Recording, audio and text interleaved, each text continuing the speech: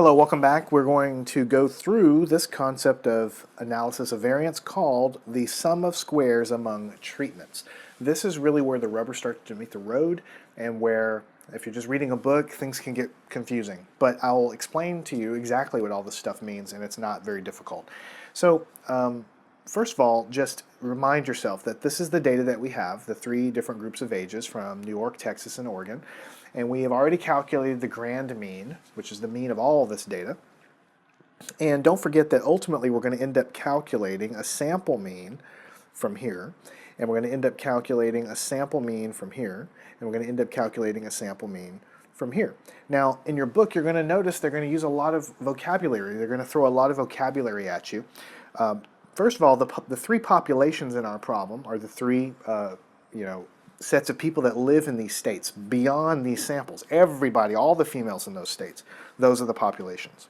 But when you're talking about analysis of variance, when we talk about these populations like this, we can call them a few different things, and you'll see this in your book. They're called populations,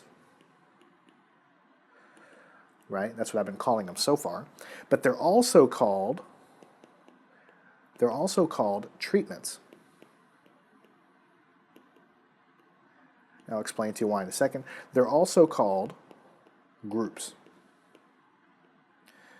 All right, so this title of this lesson is the sum of squares among treatments. When you see the word treatment in Anova, it just means a group of people, a population. That's all it means, a treatment. The history behind that is because when they started doing Anova testing, they were studying, I'm not sure if it was trees or flowers or something, but they were studying something that was growing. So they were doing different treatments in the different areas of the pasture or whatever. They were testing the ways in which things would grow differently if you treat the soil differently. So we have a population of trees over here growing this way, a population of trees growing here this way, a population of trees growing this way. Here I water twice a day, here I water once a day, here I put fertilizer on there. And so those are different treatments. So if you see the word treatment, it just means population. You have to program that in your head because it's kind of a weird word. Also, it's called groups. This kind of makes sense. A group of data here, group of people here, group of people here. When we start using Excel, they're going to use the word groups. But you're also going to see it in your book as treatments, and that's how I've titled the section here, because that's what you're going to see it as. You can also replace it in your mind with the word population. All right.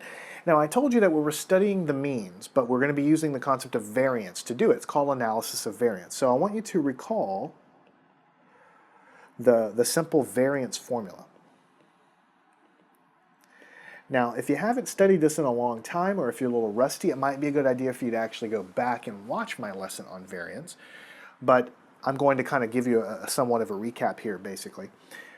S squared is how we denote the sample variance, and it's the sum of the following, and I'll explain it to you as I get it all down here. And this is stuff you've learned a long time ago, so I'm not going to spend all day on it, but I am going to give you a little bit of a rundown. What is this variance formula telling you? Okay, forget about this problem. This problem, I'm not talking about this problem now. I'm talking about, in general, the variance of a group of data. What is it? It's telling you, basically, how spread apart your data is compared to the mean, compared to the data mean. So if you want to forget about Texas and Oregon and just look at New York for a second. This data is going to have some kind of mean. It's going to have an average value. And the data some of the data is going to be lower than the mean, and some of the data is going to be higher than the mean, right? I'm not sure what the mean is right now. It's probably around 20, but you have 23, you have 18. So some of the numbers are going to be below the mean, some of the numbers are going to be above the mean. That's always going to be the case. But when you have data with a high variance, very large variance number, that means the data on average, not even on average, the data is very spread far apart about the mean. So you have numbers very, very low compared to the mean and also very high compared to the mean. That would be a high variance. But if all of your data were clustered very closely around the average value, then you would have a low variance. And you can think about test scores. If the average is a 90, but everybody scored 89, 90, and 91, then all of the data is pretty tight around the mean. They have a low variance. But if the average were let's say an average were 50, and then you had some kids with a 95, some kids with a 10, some kids with a 64, some kids with a 57, and so on, then you would have a very high variance because the data is sprinkled all over the place about the mean. So this is how you calculate the variance, which is